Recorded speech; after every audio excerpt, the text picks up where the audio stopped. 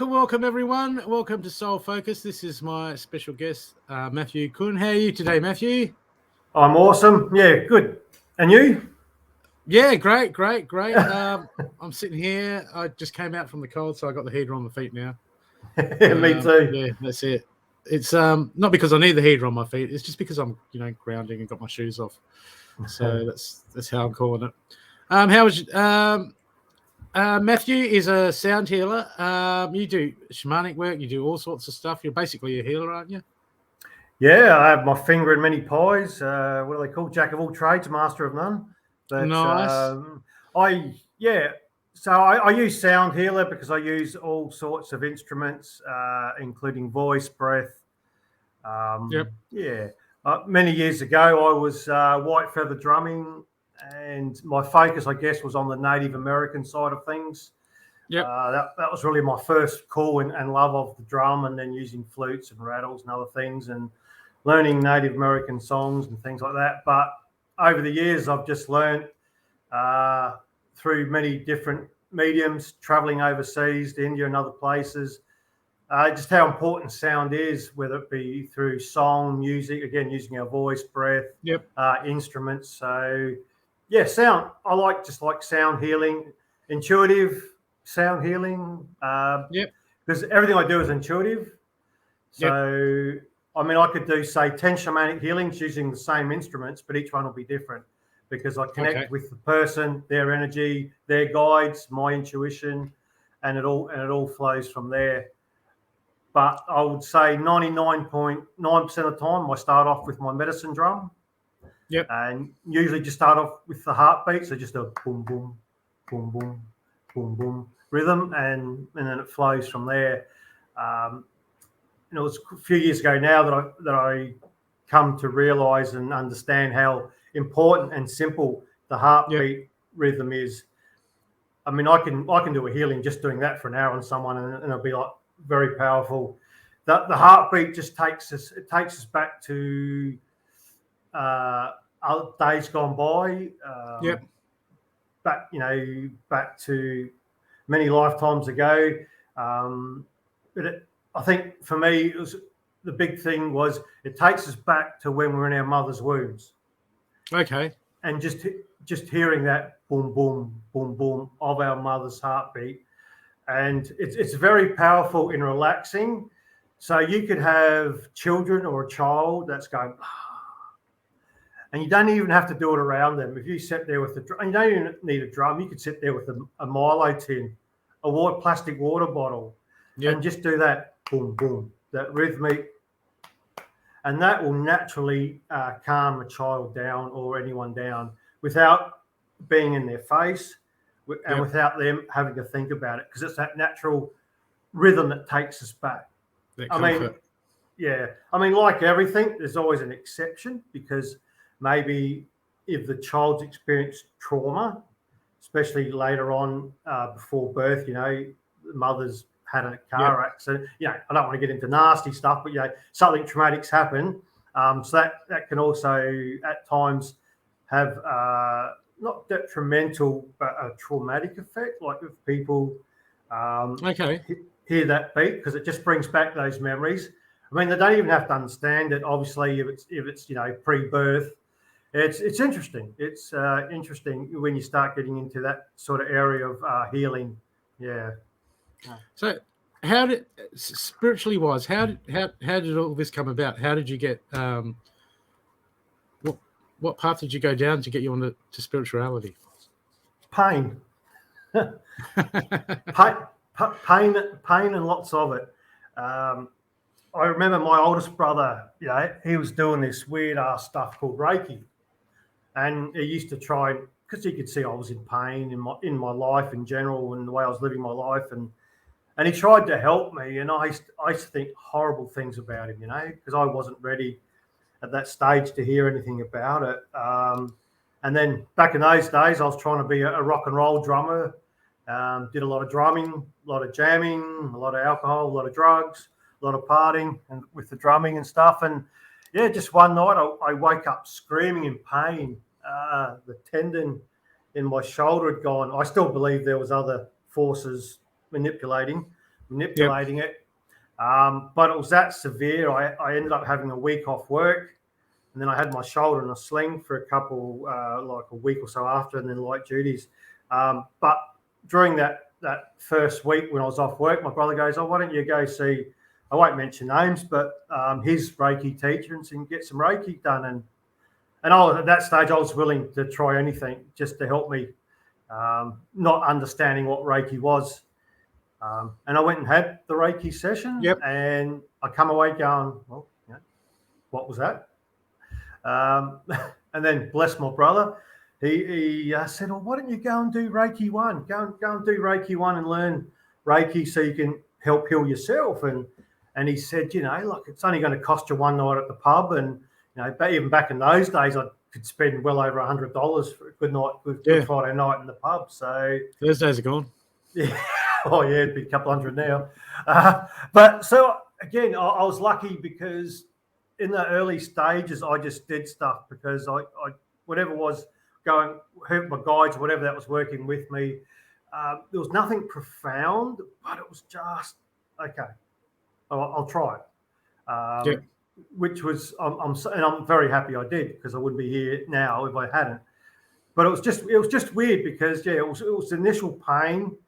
And then there's just something in the back of my head that said, that just allowed that, I guess, a bit of curiosity or whatever. And I thought, oh, well, what's the worst that can happen? I don't have a hangover for one day. And so I went and did my Reiki 1. And then for those that don't know, when you do Reiki, you're supposed to have like a 21-day cleansing healing period for your body to cleanse and adjust and all that. But I did my Reiki 2 weeks later. And the reason that came about, because the woman I did my Reiki 1 and then Reiki 2 with, her teacher was coming down from Queensland. And again, I didn't know any of this stuff. I was just going with the flow at this stage. And she said, "Oh, you're supposed to have 3 weeks, but you're going to do your Reiki 2 because this lady's going to come down and I want you to do this thing called isolation." Again, no idea. I had no idea what isolation was. 2 weeks later, I did Reiki 2.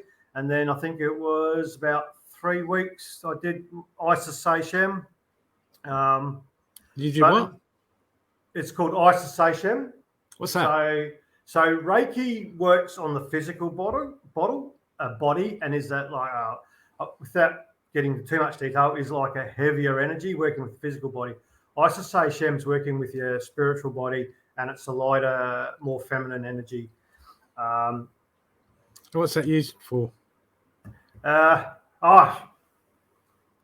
Well, so isolation, say, it's a more powerful energy, I suppose. I'm just trying to word it so I don't mislead people or anything. So basically, say 20 minutes of Seishem is what 2 hours of Reiki can do for you. Okay. You can do with isolation and Reiki as well. You can clear past life, clear your aura, your chakras, etc.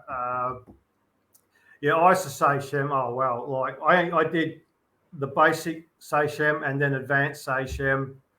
I never went onto my mark because, so many symbols. I can't remember because it's been years. I still use some of them, but there's so many things with Seishem. Oh, yes, it's pretty full on. I think it's like 20 or 30 symbols. You learn some in isolate, and then advanced, you learn more symbols. It just goes from here to what you do, what you can do. But an interesting thing, just backtracking. So when I did my Reiki 1, I'd been a heavy smoker for over 20 years. At that stage, I had 13 piercings. I had 6 piercings in my ears, and I had 1 in my eyebrow. 10 days before I did my Reiki 2, but I think it was 10, 11 days after my Reiki 1, I stopped smoking. Everything changed for me after Reiki. All my piercings changed colour. Would there been like detoxing, body detoxing, or? Yeah, everything changed. I remember on the day that I did Reiki, I think it was after my 3rd attunement, because you do 4 attunements. And I think it was after my 3rd attunement, I'd come out and I was like, and the woman who was teaching me the Reiki, she goes, wow, who are you? And I go, oh, what are you talking about? She goes, go and look in the mirror. And even I was impressed, because I used to have like really dark bags under my eyes. And I swear I was like 10, 12 years younger. And that was before the day had even finished. And then, like I said, all my piercings, because I had all gold piercings, all my piercings changed colour. And then, the cigarettes. And, 10 days after that, I stopped smoking. So that was a big, profound change for me, and how I started down my spiritual path. I had sort of touched on things before that, as in... What were you looking at? Well, I had gone through a stage of contemplating suicide. I was a very angry man. I was addicted to pokies. Yep. I was just living off my credit cards, so my debt was accumulating. And, God bless the banks, because every time I maxed out my credit card, they'd give me a few more grand to play with. It got really scary there, because I just felt I had no control of my life. So I guess things had started changing for me before Reiki, but that was the big thing. But, so the night I'd finished afternoon shift in a winery, gone to the Brauhaus Hotel in Angaston, and basically blown all my pay on the pokies in an hour and a half. Ouch. And I was driving home. I was very, very angry with myself, life. I can remember just screaming, punching the windscreen, and then I thought, fuck, what am I doing? What's it all about? And seriously considered like just driving into a tree, and that was a sobering moment for me. And then I stopped gambling. Yep. Basically straight away, because that sort of scared me straight. And then I started getting into this thing. Like I said, I was a very angry young man. I'd walk into work and I'd be like driving through the gates of the winery, the wine bottling. And then I can't remember who it was, but someone put me on to Abraham Hicks.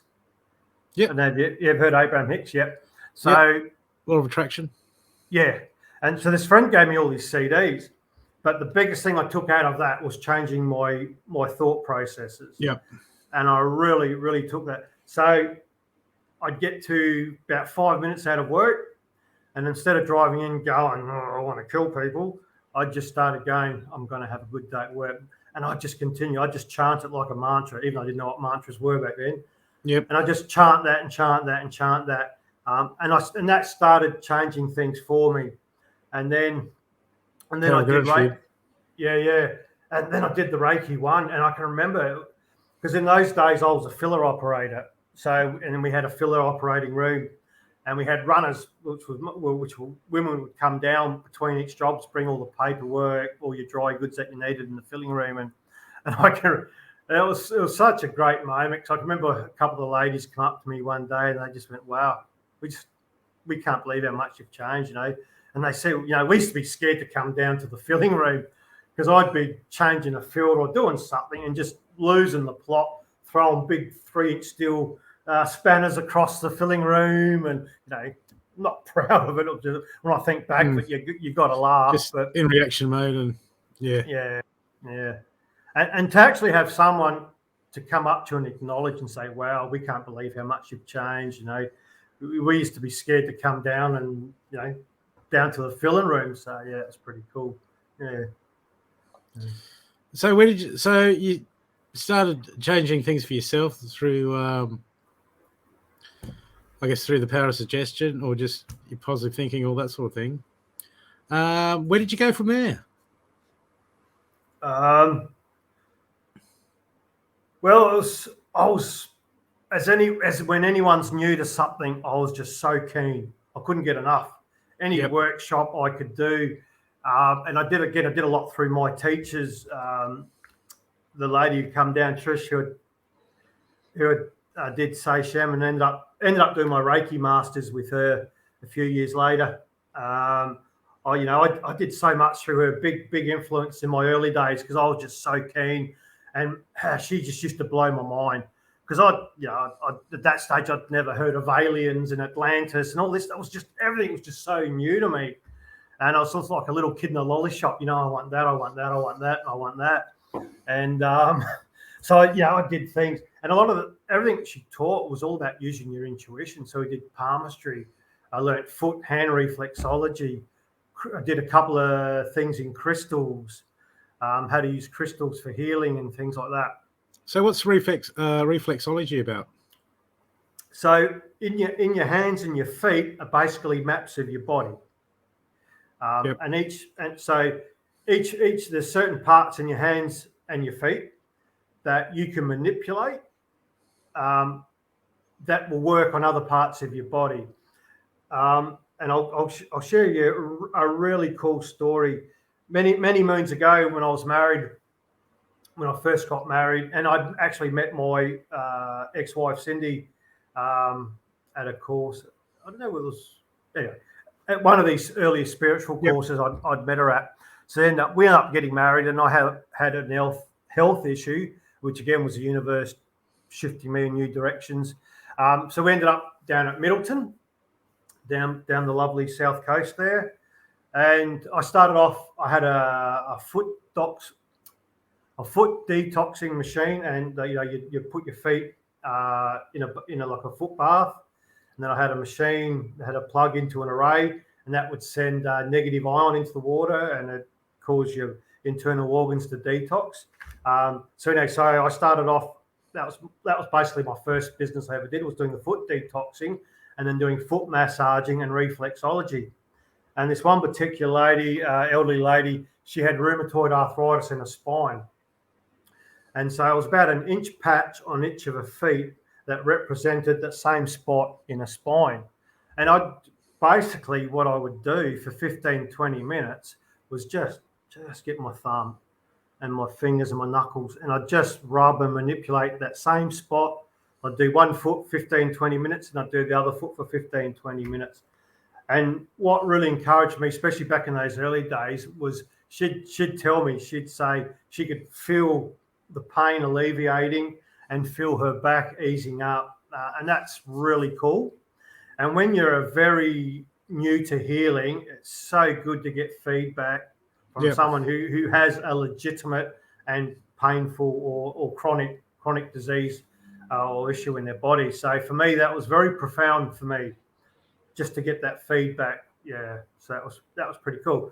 So so reflexology is just, again, your feet and your hands is just different techniques for manipulating those spots. So your toes, everything just has different little connections with your body. So and like I said, particularly for her with the rheumatoid arthritis in the spine.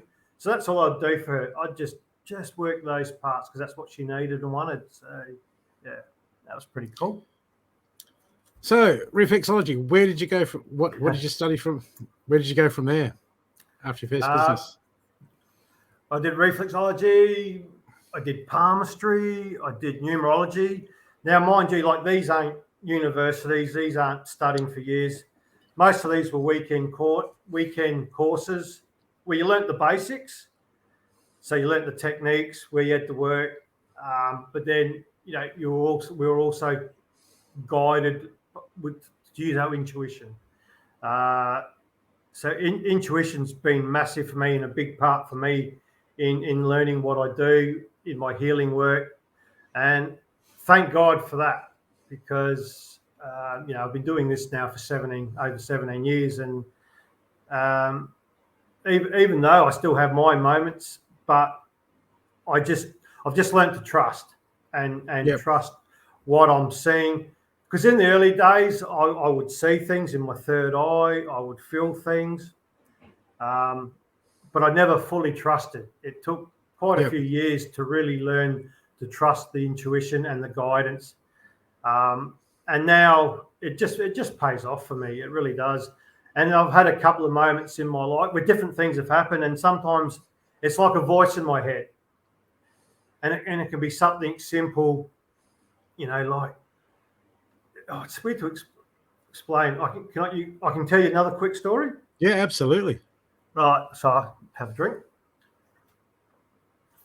So the day I discovered that I truly was an empath, and how to call for help was after I split up with my ex-wife, and first place that I lived on my own, I was basically starting from scratch, having to make new friends, put myself out there again. So I started going to this meditation group out of Mount Pleasant between the Barossa and Adelaide Hills. And again, I won't give names because I don't want to give personal details away. But if people are listening that know, then they'll know. But the lady who was running the meditation group, her daughter had 4 young children and her partner had died.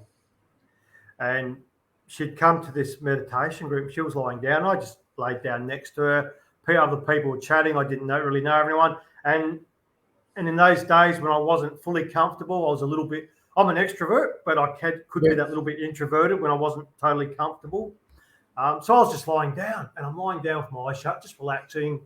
And I kept getting in my head, hold her hand. I kept ignoring it. Hold her hand.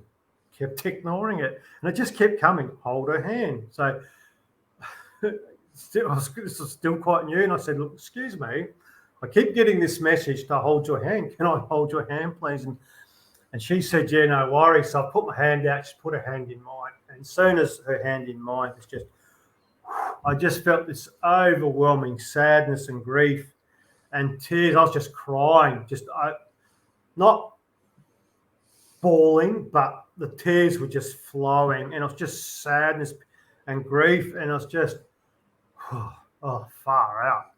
And then again, the intuition kicked in, and I'd been learning about Saint Germain, and because I'd done my Reiki masters by this stage, and my teacher had said that Saint Germain was my master in spirit with Reiki. So I called on him, and I called on Saint Germain. I said, Saint Germain, please, if this is not mine, take it away from me. And it did.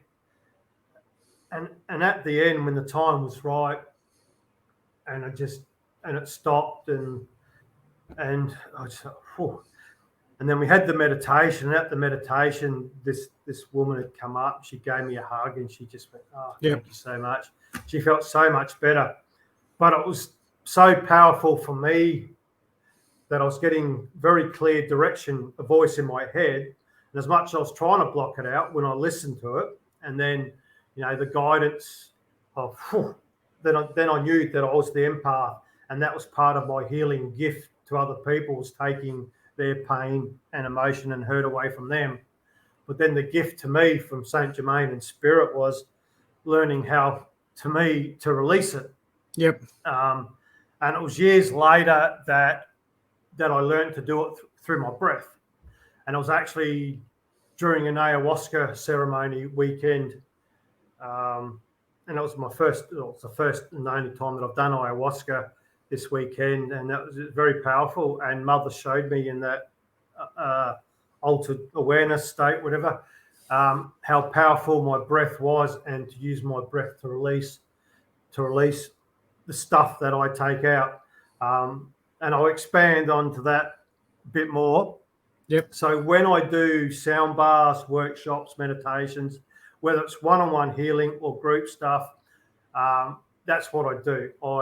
If it's one-on-one, I connect that person's energy, and just like a healing, and that's how I release my breath. When we come together as a group, we create like an energy entity.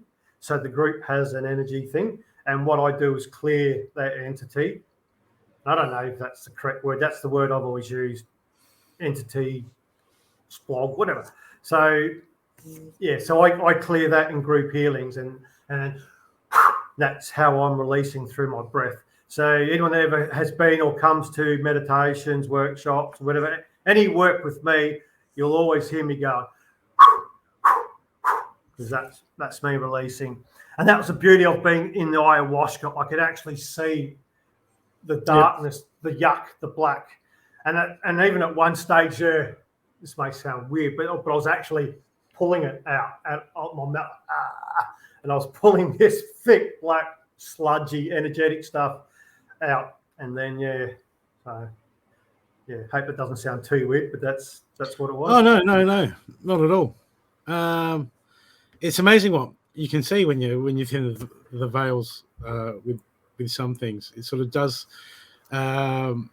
I mean, I've done something similar where I've and gone and done meditations and just seen all the electric magnetic fields that we live in, and then it just buzzed, and I saw like all the electronics and all the fields, and it just while I meditated, it just showed me how bombarded we are with energies, with man-made energies. So yeah. So you sound after all that happened, you I mean, you've studied just so much, haven't you, over the years? Yeah, I guess, like I said, I ended up doing my Reiki Masters with my oldest brother. Yep. And especially in the early days when I started off, so I'm just going to digress and then I'll get back, because it's important for men, strong masculine men, but that are doing the work and balancing their feminine energy. So So when I say strong masculine, it's not about lifting heavy weights or who can, you know what I mean. You know what I'm talking about. Yep. But I see my job as a spiritual warrior, as a strong masculine man, is to protect, but not because they're less than or need it. But my job as divine masculine, I believe, is my job to protect and keep safe the divine feminine, so she can do her magic. That's how I look at it. The feminine is the creative, is creation, and that's where the magic really happens. Not that anyone's less than anyone else. We're just different in that energy sense. So that's how I feel.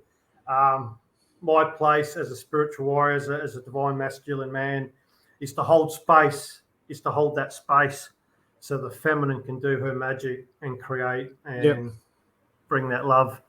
Now, I was going to go back to where we were. I'm just trying to think. Where were we? Sorry. The next big. So in the early days, I remember going to keep going. I've locked my brother out the back. I'm just going to go and open the door for him. My bad. Keep going. All right. So in the early days, when I started off, I remember going to a light frequency workshop with a guy called Ian White. For those of you who've heard of him. And there was like about 30 women there, and I was the only male doing the workshop.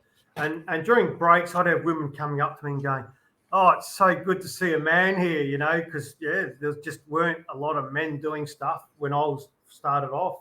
So I was just saying how in the early days workshops and that. Yep. A few times I'd done stuff like Ian White light frequency workshops and just to name one, and I was the only male. There was 30 odd women there, and they'd come up to me in the breaks going, "Oh, it's so nice to see a male," and that here. So the next big thing that happened to me was I did in 2010. I did the Manaki, which Alberto Velaldo, who spent 20 odd years in the Amazon, studying with different shamans up and down the Amazon. He brought that back to the West. So the Manaki is the 9 healing rites of the Incan shaman. And that really changed my world. That's when I really got into the shamanic stuff. I was already doing drumming by that stage, which is another story which I'd like to tell if I remember. And it was the Manaki that I first heard the Native American flute being played by a lovely lady called Ros Betts, who I haven't seen for a while, but she was a really good friend of mine. And I actually brought a flute off her. But like that day at the Manaki, we had time to go off and do things. And I heard her playing, and I followed around like a puppy dog because I was just so drawn to the sound of that flute. And I just wanted to hear more. So everywhere she went and played, I followed around. And then I ended up buying a flute off her because she was selling them for this guy that made them. But And that was when my love affair started with the Native American flute. Yep. But the mana key really taught me about the Laker, the light, the ancient Incans, and the light beings, and how they worked with our light bodies for the healing and stuff. Then during that time, we all gifted a pie stone. I mean, I don't use it anymore. I mean, I broke my pie stone many years ago. So a pie stone was just a crystal, a rounded crystal with a hole in it. And then we used to use that doing the different things. But again, it was like, it was like Reiki, I used to say Shem, the mana key, all these different things that I've gone and learned and different things over the years.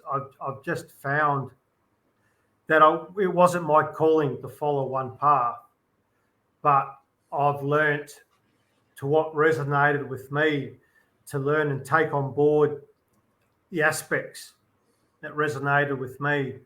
And I've got, kudos to anyone that has that, picks a path and follows it. I've got no problems with that. But for me personally, that wasn't for me. My learning, and I'm still doing it today, just learning, how can I add that? How can that make me better? Yep. How can that make me a better channel, a better healer, a better intuitive? So I did the mana key. And then a couple of years later, and again, just another big shift for me was a friend of mine told me about this thing called kirtan, and I'd never heard of mantras and stuff at that stage. So I've rocked up to this place in Mount Barker to do this kirtan, and not knowing what I was in for. But my friend said, "You'll like it." She knew me better than I knew myself back in those days. And so I've rocked up. So kirtan is sacred chanting mantras through song and things. So a lot of kirtans call and response. So the kirtan wallahs or the musicians will chant a line or two lines, and then the rest of the audience repeat it back.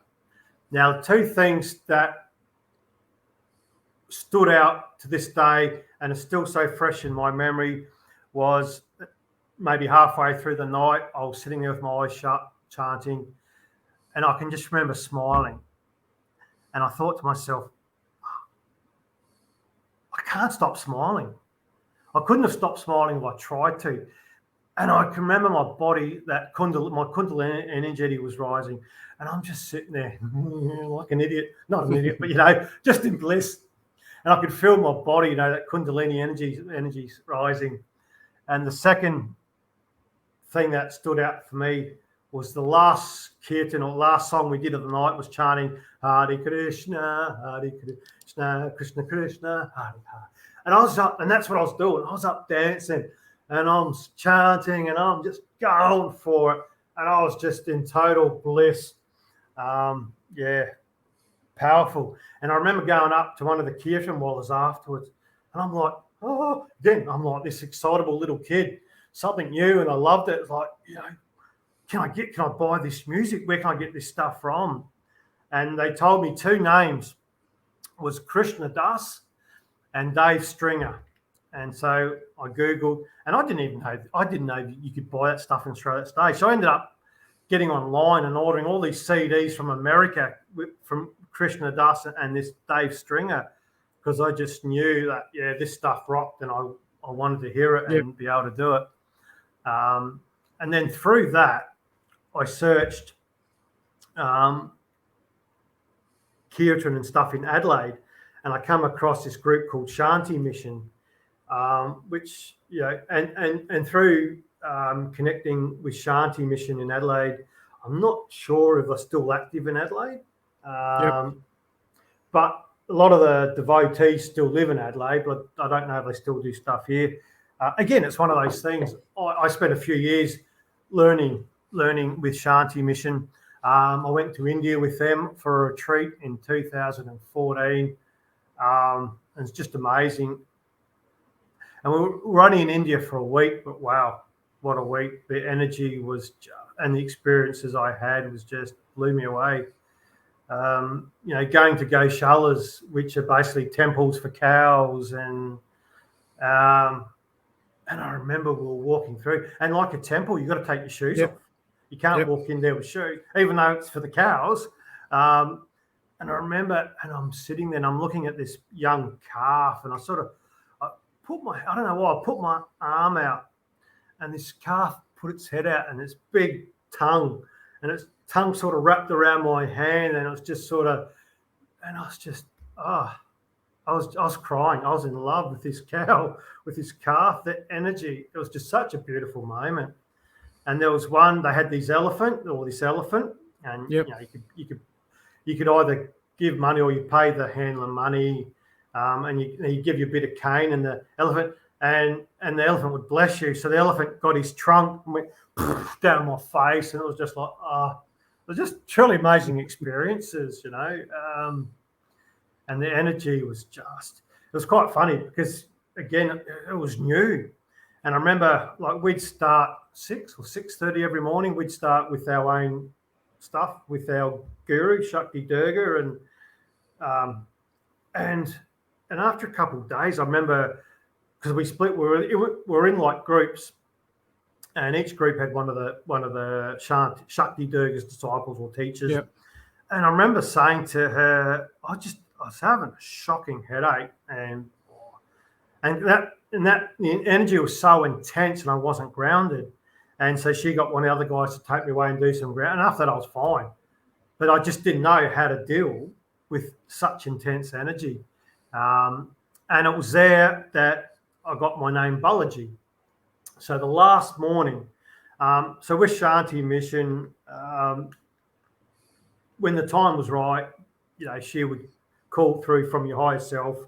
And I'd only been with them for like 2 years, and there was a lot of people that had been with Shanti Mission for a lot longer, but hadn't been given their spiritual name yet. So it's not a right or wrong. It's just a matter of timing when you're ready or not. So the last morning I get called up. Shakti Durga calls me up to the front. And before I even get there, I knew what was coming, and I was just bawling. I was just crying. And she went through and got my name Balaji. And then, just such profound moments in my life. So I've got a question from one of the audience. What was your greatest spiritual takeaway from this time? In India? Yep.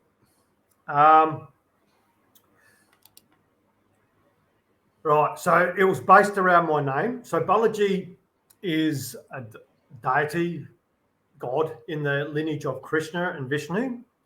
And that lineage is all about service. So Vishnu, oh God, I can't remember now because I've got so much going through my brain at the moment, the different stories. So Vishnu was a consort of, and some people know, and hopefully you can correct me. All right. So all the suitors, all the men, when she wanted a partner, a consort, all the men would come up and try and impress her with this or that, whatever. Whereas Vishnu just kept going about his work, and that caught her eye. And I'm going, oh, please help me with the name, the deity's name. And that caught her eye because he was the only one not trying to impress her, but just doing his service work and doing his work. So I guess the takeaway point of that is, for me, it's important to do service work. So, yes, I can have a business and earn my money in abundance because we all need money in abundance to survive, pay our bills, etc. But I have to do more. I have to do the service work. The work where you do it because you want to do it, because I'm being schooled on not using words like need and want. So knowing that I have to do it. So service work's very important for me. To do it without expectations. So you're doing it not expecting anything to come back to you in exchange. I mean, you always expect good deeds brings good karma. However you see karma. Yeah, law of attraction, all that. Yeah. So a good example of service work. So as us devotees that were over in India with the temple, with our guru's guru, Narayani, Shakti. What was her name? Shakti. Anyway, sorry, I'll digress if I go down that path. So what us devotees would do, because they would feed thousands of poor people every day in these big kitchen area. So service work for us, just as an example over there, was to go around and push the carts and serve these people. And it was like, you remember, these are just average or just your basic poor people, Indian people that come to the temple to get a feed and worship and praise God, etc., whatever. To be actually served by a white person, you could probably understand or appreciate, some reactions and stuff. So that was just an example of service work, or it's simple, even like walking down, say, Jetty Road in Glenelg, and you see maybe a homeless person, giving them $10, $20 to clothe them or feed them or help them. If you see someone struggling, it's just doing those. It can be little or big things, but it's just doing those things to help because you want to. And sorry, Shakti Amma, that was Shakti Durga, who was my guru through Shani Mission Australia. So her guru was Shakti Amma in India. And she, when I say she, this is a guy with a beard, but she's the incarnation of Narayani. And Narayani, sorry if I'm digressing again, Narayani is Durga, Lakshmi, and Saraswati, 3 deities become Narayani. So she was the embodiment of Narayani, the same as the Dalai Lama is the living embodiment of Buddha. The same principle. And I'm getting goosebumps. And for those who don't believe, until you've been in the energy of a being that is so highly evolved, has done the work, and a truly, truly, truly, truly amazing experience. And in fact, it was our last night. I'm just trying to think if I'd gotten my name Balaji that morning or I got it the next morning. No, I reckon I'd gotten it that morning. So this is how powerful India was for me, getting my name and all that. Was we were sitting in the temple. So every day Shakti Amma would do Abhishekam and different things. I don't know, for those that don't know, just trying to do quickly, Abhishekam, there's different Hindu practices with the flame, or that's arti, where you candles and you go around the deity. Abhishekam's doing water, and they use different kumkum and different things to wash and the deities or the statues that represent the deities. So we were waiting in the temple for them, and probably the hundreds of times I've told this story, I can still only describe it was I was sitting there and I was just hit by pure love, and I just started bawling. I was just openly bawling, and my nose, the snot was running just as freely as the tears were. And you can imagine having this complete, it's not a breakdown, or it's like a meltdown, but it's not. It's just like a big release. So I'm curled up, just, tears. And the beauty of it is most people had already experienced what I had, like the longer devotees.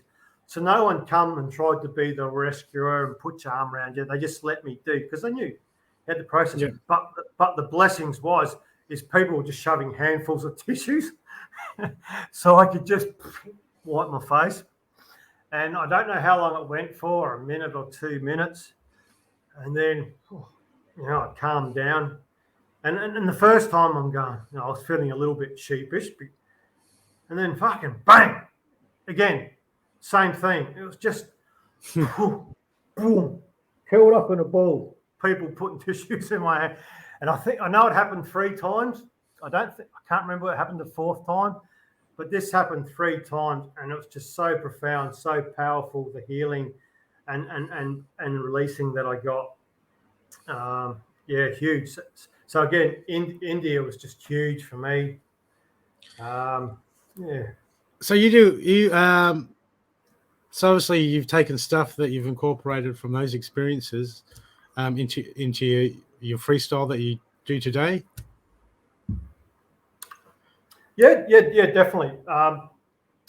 So I did my Reiki Masters obviously a few years ago. I don't do a lot of Seishem because I haven't practiced it and that a lot. But sometimes I'll get a symbol or something will come through to use through healings. And then with the mana key, there's different things I use with that. Like I still, when I do sound baths meditations, I open sacred space, and I still do that the way I was taught through the mana key. So it has that South American flavour to it with the directions and the energies and the beasts, but the animal totems that I call them when I open sacred space. So it has that South American flavour. And then and everything's just been a progression from then. So I was doing a healing on this Aboriginal lady who I didn't know. She was a friend of a friend, and she'd paid me to do this healing for her. And in those days, because obviously people had their eyes shut, and I used to dance around, and because I wanted to dance when I was doing my drumming. And then at the end of the healing, she said to me, "Do you ever feel like singing when you're doing healing work?" And I said, "Yeah, all the time." And she said, "Well, why don't you?" And then it was after that when I started doing it that I started using my voice, chanting and what I call my wallowing. So I guess it's an influence of Native American. Because with the drumming, I didn't really start off. But there's another story how I started off with Native American style drumming, which I would like to tell before we finish tonight, in case I forget. If you can remind me. So I just started doing that, and it just grew from there. And of course, like people when you're starting off, I thought, if I do this or do that, is my voice going to be all right? Is it going to put people off? And I just started doing it, whether it was one-on-one healings, during meditation, sound bars. I just started chanting and wallowing, and whatever come through. Sometimes I'll sing songs that I learnt.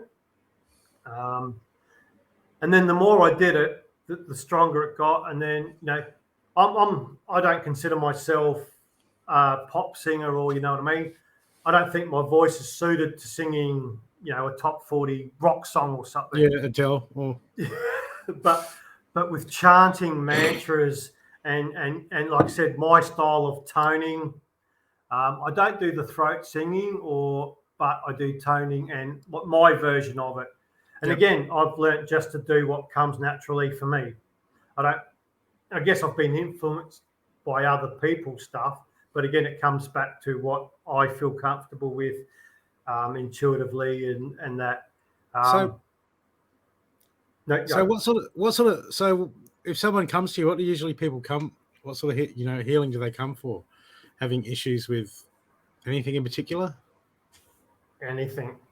Because I guess during healings, it can be very profound from doing past life, clearing energy blockages from this and past lifetimes, cleansing, clearing chakras. Basically, and I don't say this with any silliness or I like to feel I'm pretty much a one-stop shop. I can't say I'm going to cure everything or whatever. I facilitate, but it obviously depends on the person, what they're needing, what their body wants. So when I do one-on-one healing work, I'm connecting with their higher self, their guides, and I do a lot of this. I start the day before. Even if it's just 5 or 10 minutes, I'll go into that bit of meditation, and I'll call them in. I'll call their higher self in, their guides, and sometimes I will get direct guidance, and sometimes it'll just come during the healing. It's like times where I'll be drumming and I'm walking around. It's like it's almost like I hit a brick wall. And it's like bang, and then I know I need to stop, and then I'll refocus in where I am on that person's body, and then I'll just keep drumming, and then I'll tune in, and then I'll work. And especially in the early days with the drum, again, because now I've learned to use and trust my intuition. But in the early days, my drum would dictate to me. So when I was drumming, the pitch of the drum would change, and depending on the person and where I was working on that person's body would dictate to me how hard I hit the drum. So if I was working on a dark area, like say the aura, you get like dark splotches, or what we learnt through Manaki called Butcher, which is dark energy. So just a bit more on that quickly. So say if you're someone who speaks negatively all the time, you're always running other people down, yourself down, whatever. So when you're speaking constantly negatively, you're going to be putting dark splotches around your throat chakra and in your aura around your throat. So what I do through healing and other things, through the drumming and other things I do, is actually clearing that butcher, that dark energy away. Yep. And clearing that. Because when that builds up and it gets heavier and heavier and heavier, then we'll actually manifest a physical illness. So even though that's starting in your chakras or your aura, if it's not cleansed and cleared and you continue in that vein, and it might take years, but eventually you'll create an illness. It could be throat cancer, or you'll have laryngitis or problems with your throat, speech problems and things like that. So that's a part of what I do is cleansing and clearing that. Okay. And it's pretty cool. Sorry, so I got about 1,000 things running through my brain. What were we talking about? We were just talking about your healing style and what sort of things you can heal. Yeah, cool. Yeah. So that's just another example. And part of what's been coming over the last few years, and it's coming through really strongly now for me, is teaching people to heal themselves. So teaching people how powerful our voice, our breath is, and teaching people things like mantras. And that's why I'm very passionate about mantras and teaching people mantras. There's a thing called the Bija mantras, which represent your chakras. So, for example, so the one syllable mantras. So your solar plexus it's RAM, but it's Ram. So if you're having problems around your solar plexus area chakra and issues related with the creativity and your solar plexus, so I'd want, if that's what I picked up on, going right, bang, solar plexus, right. So the first thing I would be teaching that person in the healing is for them to chant and it doesn't matter how fast or slow, but the slower, and you can build that energy up. So I'd be teaching them going 5 minutes a day. You need to be going Ram, Ram, Ram, Ram, Ram, and just to build that energy up and to cleanse their chakras. And then of course, then you get the things. So again, mantras, for those that don't know, is basically just chanting the names of God. Because in the Hindu tradition, there's thousands of deities, but they're not separate gods. They're just flavors of the one creator God. So Krishna, Vishnu, these aren't separate. And sorry to all my Hare Krishna brothers that I spent time with. They're not the God. They're a flavor of God and have certain influences or aspects of God. So example, the Gayatri mantra is very powerful mantra. I mean, I think all mantras are powerful, but it's like anything, maybe I'm right or wrong. If I'm wrong, I do apologize, but I do believe some are more powerful than others. Just the meaning, what they can do. So I love, so when I do workshops, a couple of mantras I want to teach is the Bija, and the other one is the Gayatri mantra. So that's So it's Om Bhuvasvaha Tat Savitur Varenyam Bhago Devasya Dhimahi Dhiyo Yo Na Prachodayat. So that's the what they call the Gayatri mantra. And What does that again, do? What is that? it's chanting again. Mantras are chanting the names, words of God. Yep. So by chanting the mantras, it lifts your energy. I don't know how else to really explain it. It's just powerful. So if you were to sit there and you chanted that 1, 2, 3, obviously, like anything, the longer you do it, the more you get into it, and the more you'll feel the energy. It's like I was telling you with the first time I did Kirtan, and during the night, my Kundalini unit just started, and I was just feeling bliss, and I just couldn't stop smiling. That's what mantras does. That's the power of mantras. It can take you to that higher level. It takes you to bliss. It takes you to pure love. It expands you. It creates your energy. Not creates your energy. It just lifts your energy and creates higher energy, I suppose. It's powerful. And when you're in that energy, how you can't be, you know what I mean? It's healing. You can't be down when you're in pure love, pure bliss. You can't be angry. You can't be negative. You can't be anything that's not positive. You know what I mean? It's just, yeah. And that's what I want to teach people, because it's something that you don't need nothing. You know what I mean? Yep. You can, if you can get away for yourself 5 minutes, you know, you can chant some mantras.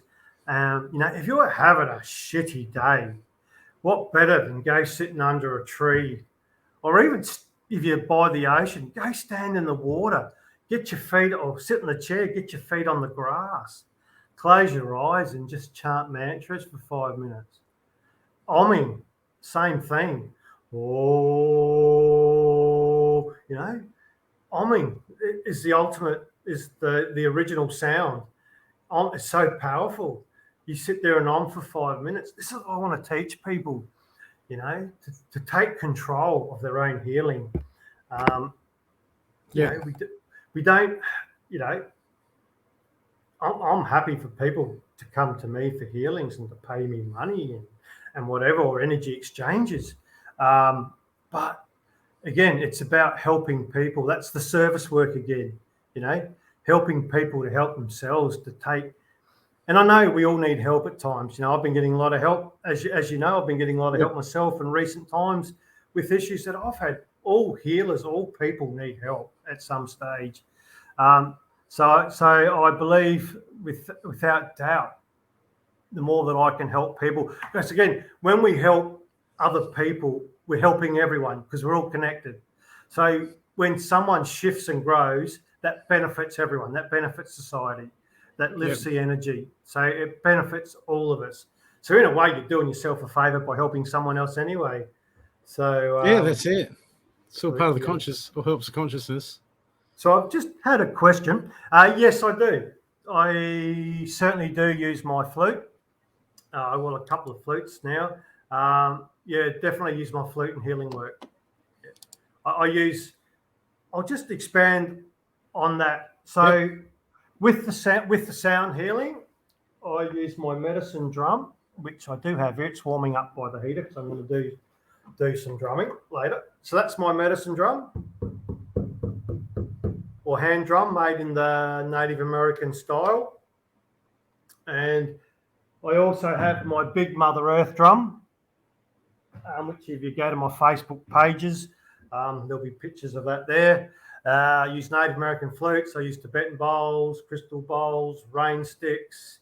I use so many different things. I have chakra chimes, which are a beautiful set of chimes, which are attuned to your 7 main chakras, the Earth Star chakra and your Soul Star chakra. I can't remember what they're called. We used to use them like when we chant the but when you ding them together, they create a beautiful sound. So each one, the two sides are attuned to a different hertz, and when you clang them together, that's the healing magic, is the sound that's created between those two hertz. I'm learning didgeridoo. I can make basic sounds, but I haven't learnt the circular breathing yet. And I'm learning tarot too. I was going to learn tarot many years ago when I was married, but I didn't, because I didn't really trust my intuition back then as much. So, but I'm learning tarot now, just as another tool of a way that I can help people with guidance and in their healing work. But yeah, I use a lot of different things with my sound. And if Amanda hadn't heard before, I use my voice. I do chanting. I do sing some Native American songs on whatever comes to me, toning. And yeah, my breath a lot. So yeah, yes, yeah, definitely use my flute. So many different instruments. Yeah, you went on a big pilgrimage. Haven't even started to talk about. Have you got a short version? How much time have we got? A little bit. So it's actually 2015 and 2015. I had the calling. It was Christmas 2015 with a dear friend who I'd met through Shanty Mission, having Christmas dinner. So she told me about this film called The Way. So The Way is a fictional story, but it's about a true pilgrimage called the Camino de Santiago. So in northern Spain and in France, there's lots of different what they call caminos or pilgrimages. But the main one starts in a little village in the Pyrenees on the French side, called Saint-Jean-Pied-de-Port.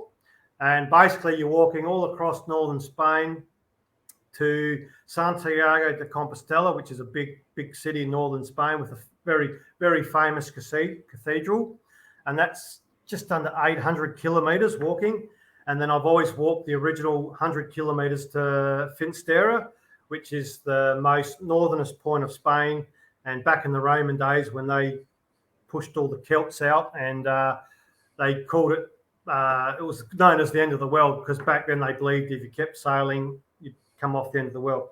So the Camino de Santiago was a very old pagan pilgrimage. And they used to do a lot of it by night time through the stars. And you're following a lot of energy ley lines and it is very, very, very, very powerful. It's very old. It's been going for a long, long time. So in 2015, I saw this movie called The Way, which is by Emilio Estevez and Martin Sheen. And I was like, I actually thought nothing of it. And it was about 6 months later, a mate of mine who comes from the Swiss-German border, he'd been come back, and he was talking about it. And I was actually at Wollonga in the markets, drumming and stuff, and we were chatting away. And he mentioned The Way, and I just had that light bulb moment. So that day when I finished the markets, I went straight back. I was living in Old Ranella at the time, and I downloaded the movie, and I was watching the movie, and I was just crying. It was just, I just knew I had to go and do. But it was quite funny because the first time when I watched it 6 months earlier, nothing. But when the time was right, it was just bang. And I just knew I was doing it. So for me, and this is profound for me, because to do this pilgrimage, I gave up my job. I gave up the house I was living with. So I was giving up my security and what I'd known all my life. You got to go to work, earn money to feed yourself and put a place over your head. So trust me, this was huge for me to take that leap of faith, but it just felt right, and it was so strong. So I gave up the house, gave the job, and I sold off what I could to help pay for it. Now, the original Mother Earth drum that I'd started off doing drumming and meditations with, because it was gifted to me, and that's another story which I won't go into tonight because that'll take me about 10 minutes to tell that whole story. But I'd had offers for people to buy this drum, and I said, no, I'll never sell it, just because I was gifted it in so many ways, winning money, etc., etc. So I honoured that by saying, no, I'd never sell it. So, and I'd done this thing out at Riverdale out at Gawler, which is the first time anyone had done an overnight thing out there. And, you know, we did the dawn, I did a drumming meditation, watching the sunrise, all that sort of stuff. And I had been made an offer on the drum, and I said no. And then I'd gone home, and that night, or was it the next morning or that night, I was having a shower. And again, this voice, as clear as day in my head, said, it's okay to sell the drum. So I contacted the person the next day and I said, hey, look, if you still want to buy the drum, yep, no worries, we've agreed on the price. And by selling that drum, that paid for my airfares and my insurance for the 10 weeks that I ended up going and booking. That paid for my flights to and from, trains and all that sort of stuff. So that paid for that. And that was a huge part for me. But it was just getting that, it's okay to sell the drum guidance in my head, which I've had many moments in my life on my spiritual path where I've just had that clear message. And like you were talking about things, how you see things. Must have got a bit for the drum then. Yeah. Not as much as I probably could have got for it, but I was happy with what I got. And like I said, it was, I can't remember actually what I got now. But like you were saying before, how you can see energy and stuff. I have seen stuff and I sometimes pick up things, but there's different ways I call the knowing. I'll just know stuff. It'll just bang in my head, it's there. Or I get that, it's like a voice in my head and it's so clear, the guidance that I get, that I don't, and I've learned now, I don't doubt it. It was like the story about where they kept telling me, hold her hand, hold her hand. That was so clear, but I was just trying to block it. So what advice would you give to people that are trying to train their intuition? Trust. And I know it's hard, trust me, because I was the biggest pessimistic, skeptic, had to see it to believe it person ever. So for me, it was a big thing to learn and trust, but just keep at it, trust. As they say, it's like a muscle. The more you use it, the better you'll get at it. And trust me, Spirit, Creator, God, the universe will help you. It'll give you, like it did for me, it'll give you those moments where just that confirmation to just so you know that what you're getting was right. And in the early days, it'd be through teachers or different things. And now it's just, and now I see it. Okay, I'm right. Yeah, mate, that's bang. And then I can see it happening. So, wow, that's cool. So now it's right. But yeah, the universe will support you, and it really will. It's when that you don't trust and you don't believe. So if you're getting a feeling and you go another way, that's usually when you get the smack around the head, or the universe gives you those little Mack truck lessons and things. So the biggest advice is just trust. I know in the beginning it's not easy, but go with it. Go with the flow and see where it takes you. And if you make a decision, for Christ's sake, sorry, Jesus, make a decision, as many gurus and people will teach you. If it's the wrong one, make another one. The worst thing you can do is do nothing. Because you're either going forwards or backwards. You can't stand still.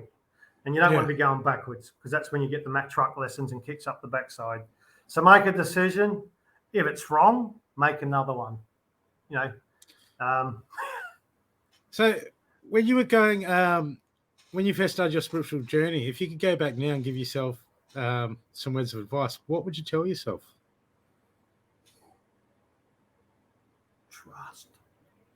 Trust. Yeah. And listen. Don't try and block it out. Because I used to try and block it out with alcohol and other things. I mean, it's okay to still have a drink and stuff. We are human. We're having a human experience. But don't do things to excess, because that's when we're going to block. And the more trust we can do, and going back to myself, trust, listen, trust and listen. Listen to that voice in your head. Trust it, act on it. Trust, listen and act. Yeah, make a decision. Yeah. So what are you offering at the moment as far as healings, training, anything like that? So because of the lifestyle I've been living the last few years, I didn't want to set up a business premise or anything like that, because that for me would be too much pressure. then it would become all about the money, because then I'd have to pay rent and do this and do that. Yeah. So for me, I offer a mobile service, whether it be in your home, space, or I'll come into your business. So I've done it before, gone into business to run a meditation for the people in the business. Might be 6 employees, high stressed environment. Come in for an hour, do some drumming, run a meditation, or can do massage, do some healing work, do some drumming on that person, because everything that I do is about relieving stress, making us happier. So I do sound baths, I do meditations, I do one-on-one healings.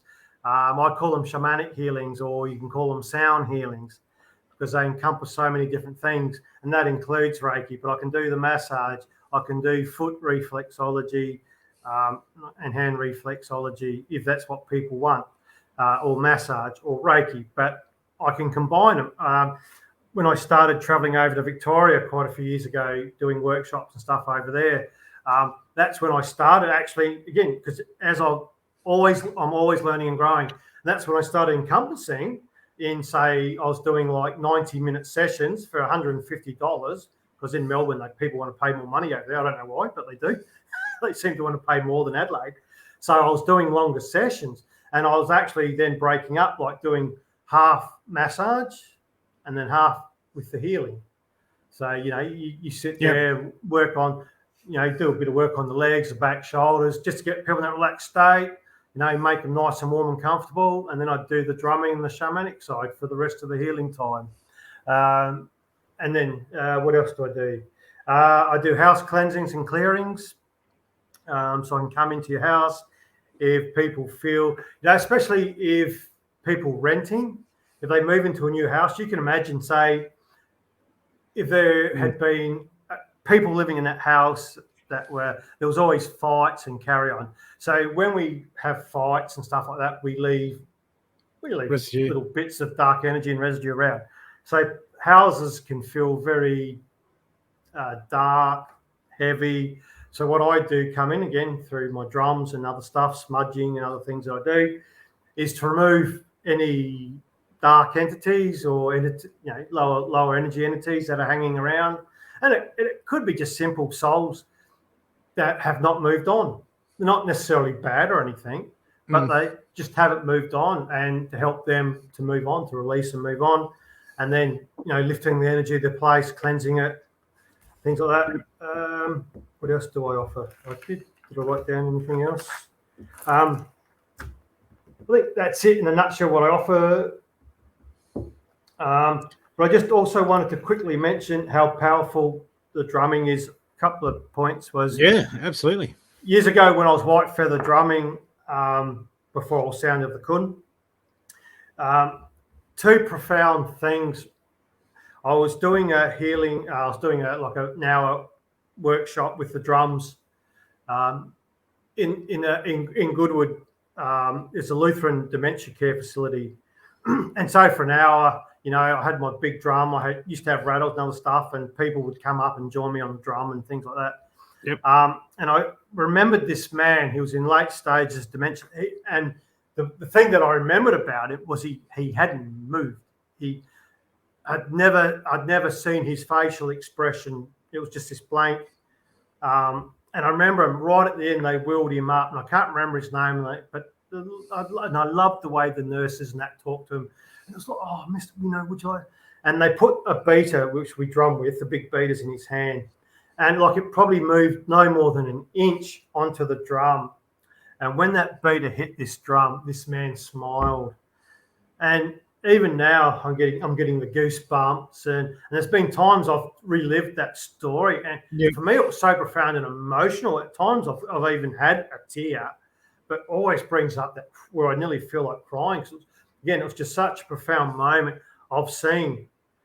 And this is nothing to do with me. This is the power of the drum. Yeah. Of how just that man moving the beater an inch, how much that affected him, from lying motionless for an hour to actually having a smile like that. But and they can't hire you with a drum. Yeah. Usually I come with the drum because I do a bit of drumming. And another one I did back in those days was out at Elizabeth House in Noarlunga, which is an over 80s. And funnily enough, none of the men were there. All the men were out the back doing men stuff. So I was inside with the women, and because I had rattles and drums, and this lady, and I've got it, so I can share. I think I have shared it on my Facebook page. So this lady, it goes for about 30 seconds of all these women over 80, and I think there's about 8 of us on the drum, and I'm hey, doing my chanting, and then I'd chant, and they're all chanting with me, and the lady, because everyone smiles, everyone just loves it. And a thing, and I was just telling Lorraine this the other day, I was in Wollonga markets, and this happened many times. I used to go set up, especially when I was trying to raise money to do my first pilgrimage. And I'd sit there, because I always start off with the boom, boom, boom, boom, boom, typical Native American sound. And there'd be people at stalls, not even looking at me, because I'm an observer. So I'm always watching, observing energy, trees, life, people. And people, they'd start tapping their feet. They'd start moving. I didn't even know, half the time they wouldn't even realise they were doing it. And like I said, they weren't looking at me. They were, so that's just another cool example of how powerful drumming is. And it doesn't matter what age you are. And that's the beauty of drumming and the circle. There's no bigger or better. No one's better than anyone else. It breaks down all the barriers, socio, age, abilities. Yep. Especially from that last story about the man with dementia, anyone can do it. It just breaks down any barriers and things like that. And can I just go back to the Camino again? Yeah. So I did the Camino in 2016, and I had a lot of pain, a lot of experiences. And when I did it, it was like, thank God that was done. And I hadn't planned on doing it again. And then early 2019, it was just, I just had that same, not the same aha moment, but I just had that, man, I got to do this again, because I hadn't finished. Because before I went on the one, I was getting guidance through Saint Germain and other things, and I knew I had to clear a past life experience so in another lifetime I'd been killed doing the Camino, and I didn't get that solved in 2016, but I thought no more of it. And then in 2019, I've got to do this again. So 2019 comes along, same thing, just bang, went and did it.